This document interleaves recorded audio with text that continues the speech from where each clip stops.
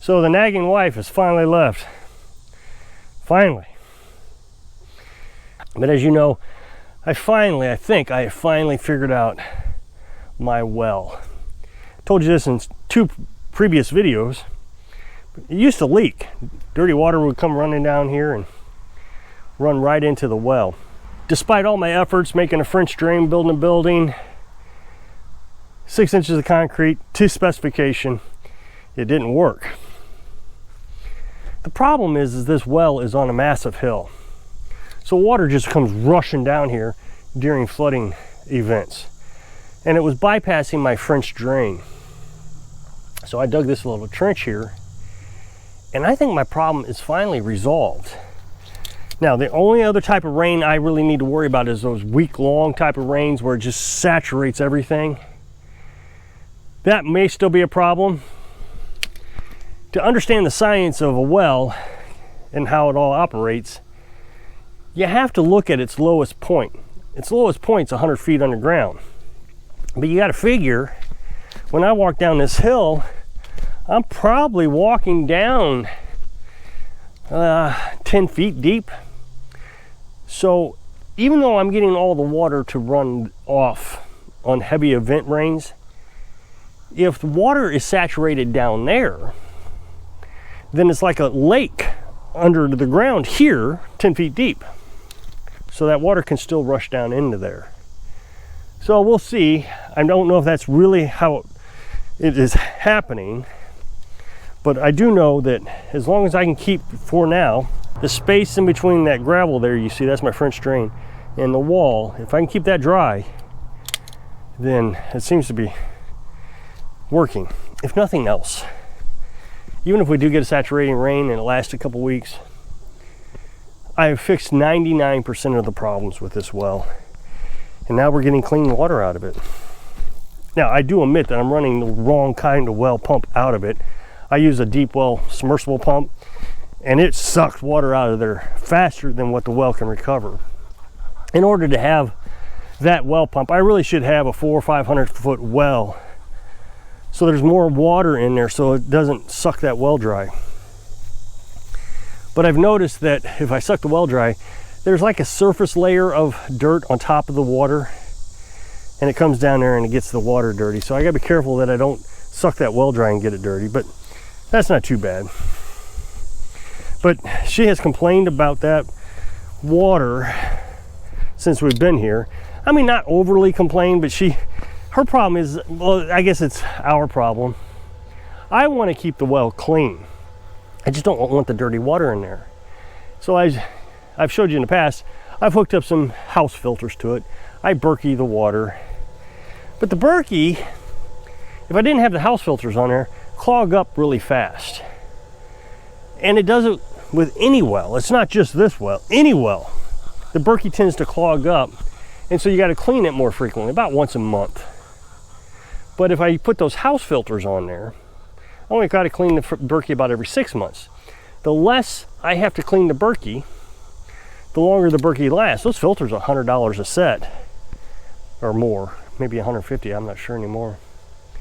So I'd rather not change them out. When we were nomads, we were always drinking dirty water. So it'd go through the Berkey, and our Berkey filters would only last a year. Well, these are 3 years old now. So much better shape, so I want to prevent from having to do that. Now, of course, you got to break down the cost of the house filters and the Berkey filters. And I figure I change those house filters, the sediment filter, every 3 months. So you're changing it 4 times a year, $2 maybe, times 4. You're spending $8 a year on those filters. It's probably cheaper to keep the house filters on there and then just use the Berkey as a purifier. That way, if there's any bacteria or anything in the well, we won't be drinking it. Now, her problem is when the well gets dirty, I flush it out. And she hates that I'm wasting all that water. Now, we've talked about different ways of retaining that water, but the problem is you got to empty that well out 3 times. So let's say I got an IBC tank and I did it during the rainy season. We'd fill that IBC tank up probably in a couple weeks in the past, flushing the well out so we get clean water out of it. So the less I have to flush that well out, the better. Now, wells are supposed to have a normal maintenance cycle. I've watched all these YouTube videos and well people talking about wells, and occasionally you just have to flush out a well. You can't get around it. And then you gotta shock the well. Now, I haven't shocked a well in a while, but what you do is you put bleach in the well, and then you recycle that water. So you basically take a hose and you turn your hose on, put it back down in the well, and it just recycles. That gets it all stirred up. Then you let it sit for 24 hours, and then you flush out the well to get all that bleach out of there. But like I said, I haven't done that because we use the Berkey and we boil any water like our coffee. Some people say I should use the Berkey for coffee. Really, the only thing I have to worry about with coffee is the heavy metals and the chemicals, and I don't think there's any chemicals in this well. So now the other thing she was really frustrated about was this camper here. So this fall I'm going to knock this camper down. Right now I should have knocked it down already, but I started seeing snakes around here. My guess is they're interested in the chickens. I haven't seen any snakes in there eating eggs, but I've seen 2 or 3 black snakes already over here. So my thinking is there's snakes underneath the camper, and I don't want to deal with them. So I'm waiting until this fall to knock that down, but that's not going to be a big deal. I will take a Sawzall and I'll just cut the top off, cut the sides off, and then we can move it out of here. But in order to do that, we had to be able to have some place to put the batteries. So she made this shed. We bought it and she put it together. Now, every time I say that, people get mad that I didn't help her. Our relationship is a little unique. We identify what we want to do, and that becomes our chore. And really, we don't want help with our chore. The other day, I forgot I left chicken feed in the back of the truck. She went to the back of the truck to get that chicken feed out before it started raining. And I'm like, no, that's my job. I just forgot. Let me go get it. Well, when she identifies something that she wants to do, I need to leave her alone.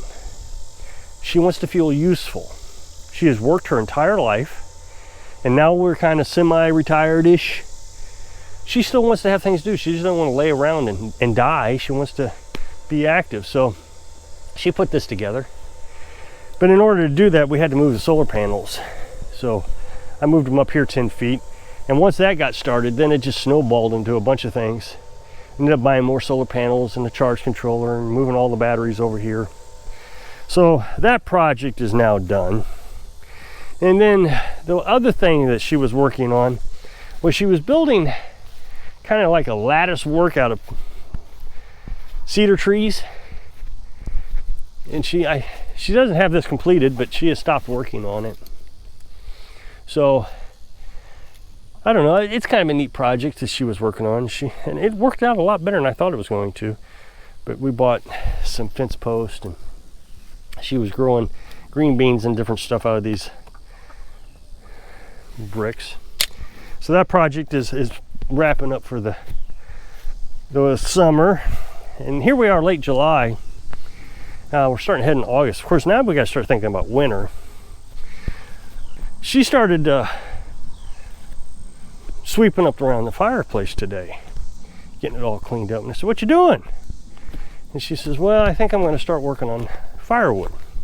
Now, normally we don't start working on firewood until September, and I hit it pretty hard in September. That way, by October, we have a full load of firewood in there. And the reason we want to put firewood in there is if it rains, we want to keep that firewood dry. And so I always keep a stockpile about 2 weeks of firewood inside the house. It does really shrink the size of the house when we do that, but it keeps it dry, and that way we can put dry firewood inside the wood stove, and the chimney doesn't get creosote in there. We don't have a risk of chimney fire. So she started sweeping up around there, and I was thinking, boy, that's a month away. I don't know why she's sweeping so early. But then she started coming out here and splitting the firewood. And this is something we have to do.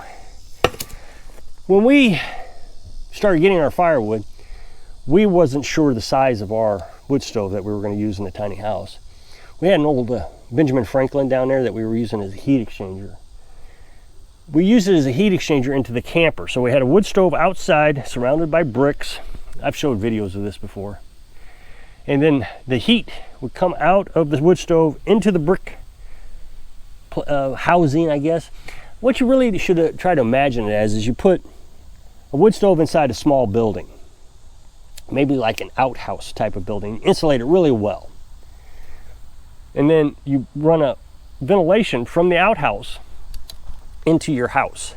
And it has to be on upward slant from the roof of the outhouse to the basically the ceiling of your house. So your outhouse would have to be much lower than your house. And so you light the stove inside the outhouse. It heats up really, really, really hot, a couple hundred degrees or so, maybe 150, 160 degrees. And then that heat comes into the ventilation into your house automatically. So that's called a heat exchanger. Well, that's what we did with the camper, except we used bricks to kind of build a house around this Franklin stove and ran ventilation from the bricks into the camper. And it did. It got around 200 degrees. The inlet temperature into the camper was hot. And it was very inefficient, just terribly inefficient. But we cut all our firewood to fit the Franklin. I don't know, we cut 8 cords, I think, is what we ended up using at Franklin. And then we had another probably 8 cords here that was cut to the same size. So we had 16 cords of firewood that first summer. Well, then we got this wood stove, and it's really a lot smaller than that Franklin was. So we started cutting it smaller at that time when we realized what size we had. So these things are tiny. We just don't need a lot of firewood in that house. I mean, just little bitty sticks. So here's the size that's probably too thick still, but it's certainly the right size as far as length and that kind of stuff. So that is much different than what we were cutting it to before. So you can see the massive difference in size. This one we already trimmed. What we have to do is, before we bring it in the house, we have to take a little maul, and split it again. It's just easier when we set it down here. We sit down and we take, I guess I called it a maul, it's a hatchet, I'm sorry. So we take a hatchet and a little hammer and we can break it through. Carolyn likes to use this thing. So you set your firewood straight up and down like that, and then you hit your firewood and it splits it. I don't like that as much because your firewood has to be pretty small in order to fit in that hole. I don't know, it's just I didn't like it as much, but she uses it. So she come up here and started splitting this firewood here. Now this firewood, last year we had firewood sitting for 3 years, I think it was 3 years, no, 2 years. Oak, people don't seem to understand how hard oak wood is. But oak can take up to, well, in this case 24 months to dry out. So we test every piece. After we split it, we test every piece to make sure that the wood is 20% or below moisture content. And as we get into the wintertime, I'll talk about this more. So stay tuned, hit the subscribe button. I never say that anymore, but hit the subscribe button so you can, in September, I'll start talking about the wood stove. But we have this moisture tester you can buy off Amazon. It's a firewood moisture tester.